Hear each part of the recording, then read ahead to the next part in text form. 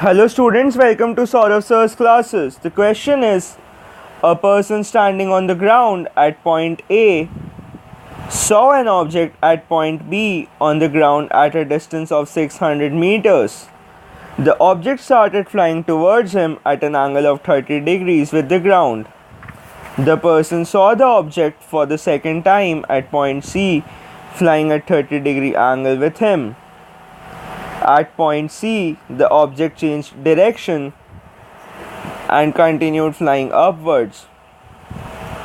The person saw the object for the third time when the object was directly above him.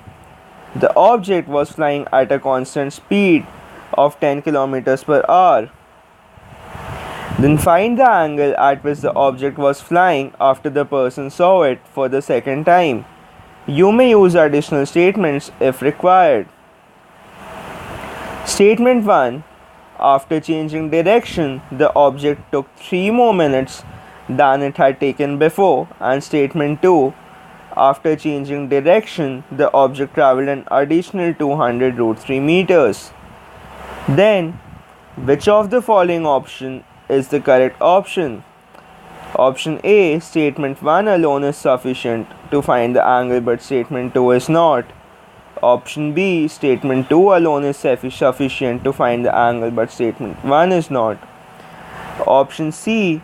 Statement 1 and Statement 2 are consistent with each other. Option D. Statement 1 and Statement 2 are inconsistent with each other. And Option E. Neither Statement 1 nor Statement 2 is sufficient to find the angle. Now, according to Statement 1, time can increase only when the angle with the ground level will increase. But according to Statement 2, if additional distance is 200√3 at constant speed, no additional time is required, so there will be no increase in angle. So Statement 1 and Statement 2 are inconsistent with each other. The correct option is Option D. The next question is, for two positive integers a and b, if a plus b to the power a plus b is divisible by 500, then the least possible value of a into b is. Now, let a plus b equals x, then x to the power x is equal to 500 into m, where m is any natural number. So 5 into 10 squared into m. Now to make m into 5 into 10 squared in the form x to the power x, we'll take the value of m as 2 into 10 to the power 7.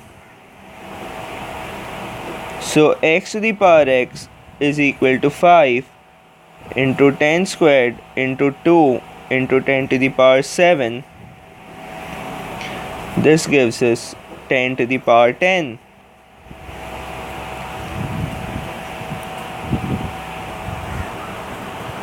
And so, from here we get x is equal to a plus b equals 10. Now by hit and trial we have to check the values of a into b such that a plus b to the power a plus b is 10 to the power 10. The only option which satisfies the condition is 1 into 9 or 9 into 1.